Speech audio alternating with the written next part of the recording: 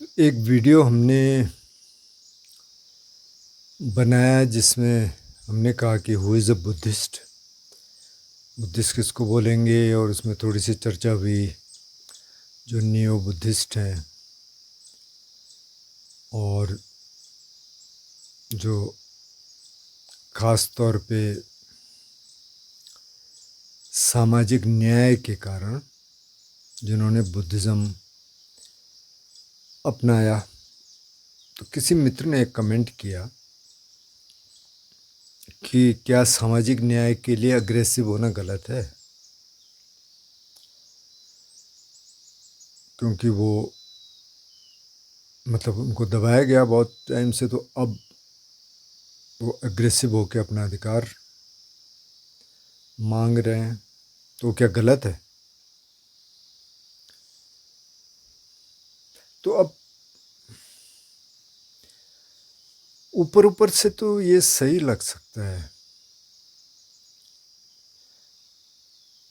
लेकिन अगर आप थोड़ा सा गहराई से देखेंगे, जो बुद्ध कह रहे हैं कि भाई कोई भी कर्म की जो चेतना है, जो हम काम करते हैं, जो एक्शन होता है, वो पहले तो मन में आएगा, फिर वो वाणी पे आएगा, फिर वो एक्शन पे आएगा, मतलब काम हो जाएगा, उसको कर्मांत कहते हैं।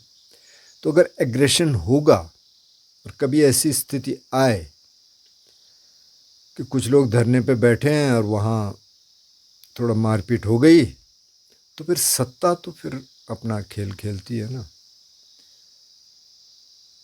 तो फिर जो सामाजिक न्याय का जो बीड़ा उठा के आप चल रहे हैं, वो फिर पीछे रह जाता है, फिर कुछ और आगे आ जाता है। अब सोनम वांगचुक के केस में देख लीजिए कि कहीं हिंसा भी, अब बताया जा रहा है कि सोनम वांगचुक तो वहाँ थे भी नहीं उस पार्क में, लेकिन वहाँ मतलब गोली भी चल गई, उनको गिरफ्तार भी कर लिया गया। तो मैं इसमें कुछ एग्जाम्पल आपको देना चाहता हूँ। एक तो आप सबसे बड़ा एग्जाम्पल तो महात्मा गांधी जी का है कि उन्होंने बिल्कुल अहिंसक आंदोलन चलाया, कई साल चलाया, बहुत सारे लोग उनके साथ थे। हालांकि आज कुछ ऐसे लोग हैं जो कहते हैं कि अरे गांधी वांधी कौन, उनके कहने से कुछ हुआ क्या, उनके करने से थोड़ी हुआ, बहुत सारे लोग थे, सुभाष चंद्र बोस भी थे और भी थे। लेकिन अगर ठीक से देखेंगे तो और भी लोग थे, लेकिन आप हथियार से ब्रिटिश हुकूमत से जीत नहीं सकते थे, उनके पास तो बहुत हथियार थे। या आप किसी भी हुकूमत से नहीं जीत सकते, चाहे आपके पास कितने हथियार हों, चाहे आपके पास कुछ भी। हाँ, अगर पूरे के पूरे लोग आपके साथ हैं, जैसे अब नेपाल का उदाहरण आप दे सकते हैं, बांग्लादेश का दे सकते हैं, तो उनके साथ तो सभी थे ना, फौज भी थी, ये भी थे, तो तब जाके वो कुछ कर पाए।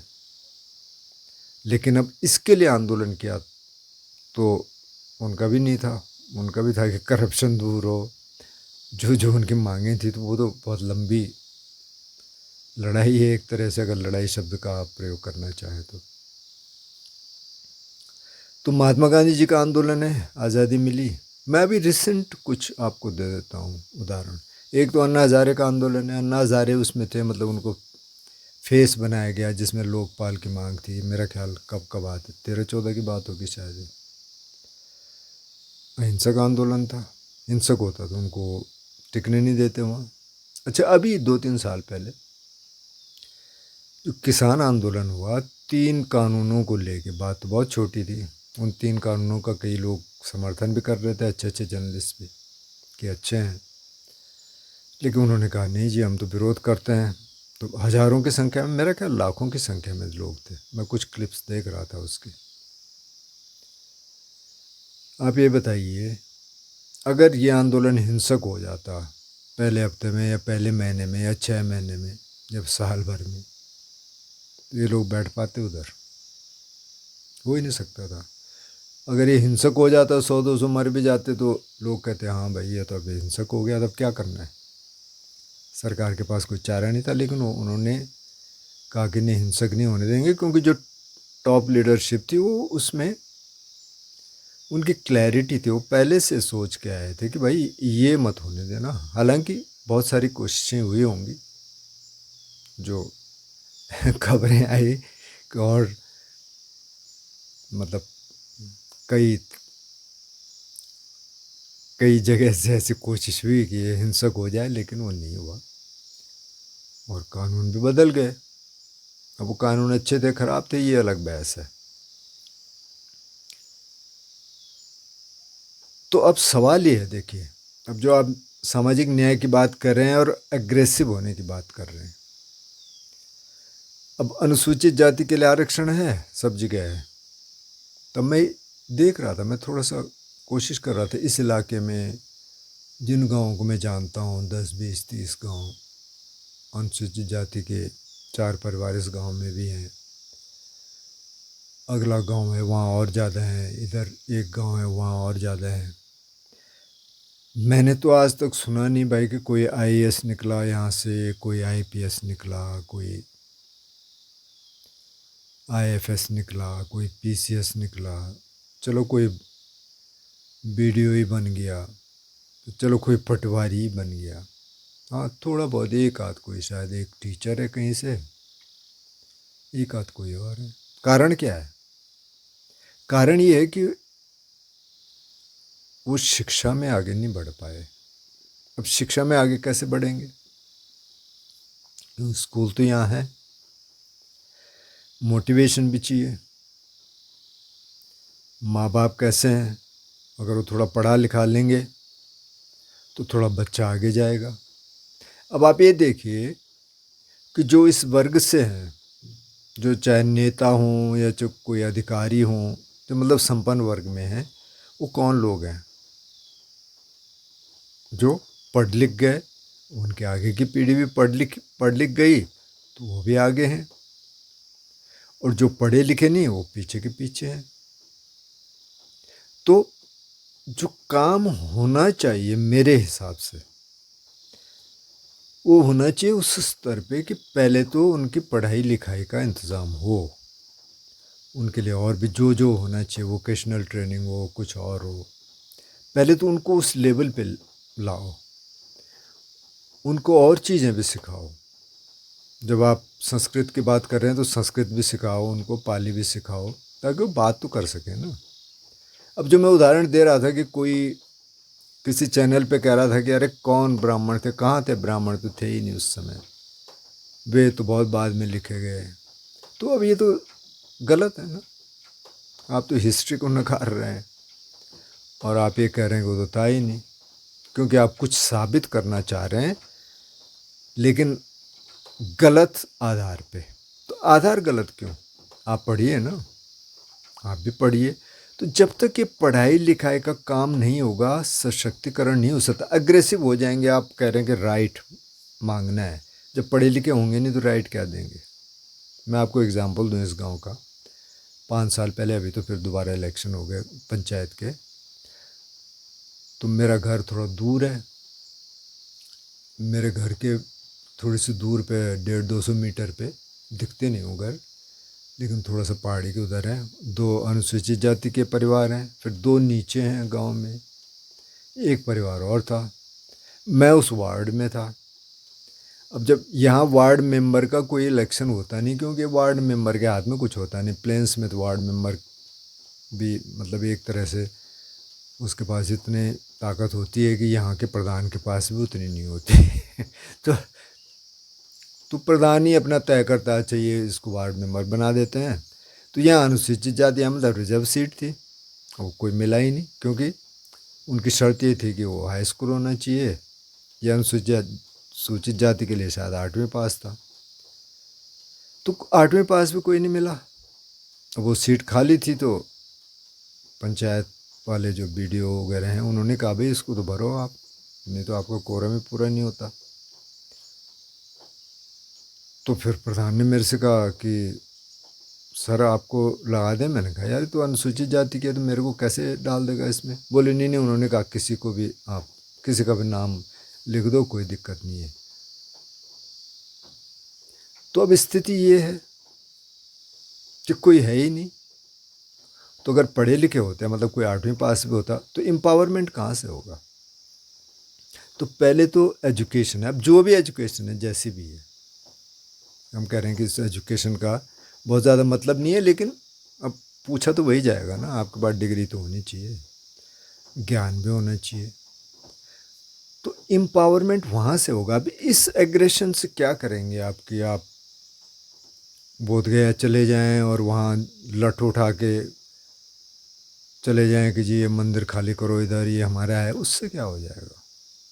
उससे कुछ नहीं होगा, उससे तो बैर बढ़ेगा ना। बुद्ध, सारी बात तो ये हो रही कि बैर से तो बैर बढ़ेगा। तो बुद्ध ने कहा कि बैर से बैर शांत नहीं होते, प्रेम से होते हैं। तो मेरे हिसाब से जो होना चाहिए, जो आंदोलन चलना चाहिए, वो ऐसे चलना चाहिए कि पहले तो सबको शिक्षा मिले ठीक ठाक, उनका सामाजिक स्तर सुधारा जाए। जो लोग अब सक्षम हैं, जिनके पास पैसा है, तो वो उनके उत्थान के लिए काम करें। ऐसे इंस्टीट्यूट खोलें जिसमें वो पढ़ाई कर सकें, जिसमें और हुनर सीख सकें, ऐसी कम्युनिटीज़ बने, तो तब होगा। अब ऐसे तो स्लोगन से क्या हो जाएगा ना, आप इधर स्लोगन डाल दो, इधर एक यूट्यूब चैनल बना दो, 10 बना दो, 20 बना दो, उससे क्या होने वाला है? अगर वो हेट्रेड फैलाने की कोशिश हो रही है उससे क्या होगा? उससे तो और लोग आपके अगेंस्ट हो जाएंगे। और बात यह है कि आप उस तरह से लड़ना चाह रहे हैं उनसे, तो वैसे तो लड़ ही नहीं सकते। अब जो आप कह रहे हैं कि सामाजिक न्याय के लिए क्या अग्रेसिव होना गलत है, तो बुद्ध ने क्या किया? बुद्ध भी तो सामाजिक न्याय के लिए काम कर रहे थे। जो बुद्ध ने, उस समय के तो सारे सन्यासी दाढ़ी रखते थे, लंबे बाल रखते थे, तो बुद्ध ने क्यों कटवाए बाल? क्योंकि उस समय जो चांडाल थे, जो कि शूद्र में भी नहीं आते थे, ब्राह्मण क्षत्रिय वैश्य शूद्र जो 4 वर्ण थे उसमें भी नहीं थे, इनको आउटकास्ट कहा जाता था। और आउटकास्ट की पहचान क्या थी कि ये अपना सिर मुंडा के रखेंगे ताकि पहचान जाए। तो बुद्ध ने वो अपनाया, उन्होंने कहा हम आउटकास्ट हैं भाई, हम तुम्हारे इस सिस्टम में है ही नहीं। तो वो लड़ाई बोलेंगे, जो भी बोलेंगे उसको, लड़ाई तो नहीं बोलना चाहिए, लेकिन वो जो सामाजिक न्याय के लिए जो उन्होंने संघर्ष किया, उन्होंने कहा कि जो संघ में आ गया उसकी कोई जाति नहीं है, वो जाति से ऊपर हो गया, वो सब वेलकम है इधर। उस संघ में कोई विरोध नहीं हुआ कभी कि जी ये तो नीची जाति का है, ऊपर जाति का, ऐसा कुछ नहीं। ठीक है, सब लोग समरसता से रहे। और 2500 साल पहले उन्होंने शुरू किया, वो अभी चल रहा है। मतलब आप ये देखिए ना कि 2500 साल पहले जो उन्होंने शुरू किया वो चल रहा है, तो उससे एग्ज़ाम्पल लो ना। पर उससे एग्ज़ाम्पल लेके और वो काम करना जो मैं बता रहा हूँ कि भाई आप एजुकेशन उनको मिले, उस पे काम करो। अगर आपके पास रिसोर्सेज हैं तो जिनके पास रिसोर्सेज नहीं है उनको मुहैया कराओ। इसमें तो भाई साहब टाइम लगता है ना, इसमें पेशेंस चाहिए, इसमें समय चाहिए, इसमें आपको टाइम देना पड़ेगा, इसमें लगना पड़ेगा, आपकी पूरी ज़िंदगी उसमें लगानी पड़ेगी। वो तो तब जाके होगा। अब नारे तो 2 मिनट में लगा लो, आप 2-4 को बुला लो, यहीं बुला लो, नारे लगाने वाले आ जाएंगे। बहुत सारे लोग घूमते हैं ऐसे फालतू, लगा लेते हैं, नारे हो जाते हैं। तो क्योंकि अब वो रास्ता मुश्किल है ना, जो बुद्ध का रास्ता है वो इतना आसान तो है नहीं। वो तो अपने मंक्स को कहते हैं कि सब भाई जितने हथियार हैं तुम्हारे पास, अब मंक्स के पास क्या हथियार होंगे, पर जो भी है डंडा लाठी है सब फेंक दोगे, कुछ नहीं। हम गाली सह लेंगे, हम पत्थर सह लेंगे, हम सब कुछ सह लेंगे, हमने इसका प्रतिकार ऐसे नहीं करना है। तब तो उसमें कोई ताकत रही होगी, तभी तो 2500 साल से चल रहा है। आप इसको ऐसे नहीं नकार सकते कि नहीं नहीं नहीं नहीं, वो तो लड़ाई है, उनके पास तो ये है, तो हमको वो करना पड़ेगा, हमको भी हथियार उठाने पड़ेंगे। भाई कुछ नहीं होता हथियार उठा के, जिसके पास ज़्यादा हथियार होंगे वो हावी रहेगा हमेशा। अब इज़राइल फ़िलिस्तीन में देख लीजिए, इज़राइल की बैकिंग है, उसके पास हथियार हैं, कितना सा देश है। तो मतलब उत्तराखंड का जो नक्शा है मैं देख रहा था, इससे भी छोटा है, और सारी अरब कंट्रीज़ हैं, कुछ नहीं कर पाए। क्यों? क्योंकि उसके पास हथियार भी हैं, बैकिंग भी, तो वो रास्ता है ही नहीं। अब हमास अगर शुरू ही नहीं करता वो, जो 2-3 साल पहले उसने वो मिसाइल बरसाई, तो शायद इस तरह का एस्केलेशन नहीं होता ना। फिर तो ठीक है, बातचीत भी होती रहती, और थोड़ा शायद कुछ अलग तरह का हाल निकला। अब इतने लोग मर गए, मतलब हज़ारों की संख्या में मर गए, ज़्यादा फ़लस्तीनी मरे, तो उसका फ़ायदा क्या है? अब आप गुस्सा दिखा रहे हैं, ठीक है, अब लोग भी कहेंगे हाँ जी, नहीं नहीं वो ठीक कर रहे हैं, लेकिन ठीक क्या कर रहे हैं भाई? मर रहे हैं ना लोग। तो अगर शांति का तरीका होता तो फिर दूसरे भी आते सामने कि यार भाई, उनकी बात सुनो भाई, वो भी कुछ कहना चाह रहे। तो कहने का तरीका यही नहीं है। अब वो तरीका मुश्किल है, शांति का तरीका तो मुश्किल है। पहले तो आपको अपने आप शांत होना पड़ेगा। जब आप अपने आप ही शांत नहीं होगा, अगर बुद्धि शांत नहीं होते, उनके साथ तो बहुत सारे इस तरह के प्रकरण हुए, कोई आ गया डंडा लेके तेरा सिर फोड़ते हैं, कोई कुछ कोई कुछ। तो अगर वही शांत नहीं होते तो फिर कहाँ से बात बनती? फिर तो हो ही नहीं सकता। लेकिन पहले अपने को शांत करना पड़ेगा, इसलिए रास्ता बहुत मुश्किल है। इसलिए तर्क दिए जाते हैं कि हाँ जी हाँ, हम डंडे से कर लेंगे, उससे कर लेंगे, माना कि हो भी जाएगा, चलो तो क्या आएगा? असली बात तो ये है ना कि आप शांति महसूस करते हैं कि नहीं, आप खुश हैं कि नहीं हैं, जिस स्थिति में आप हैं आप खुश हैं, खुशी आई कि नहीं आई, सारी बात तो वो है।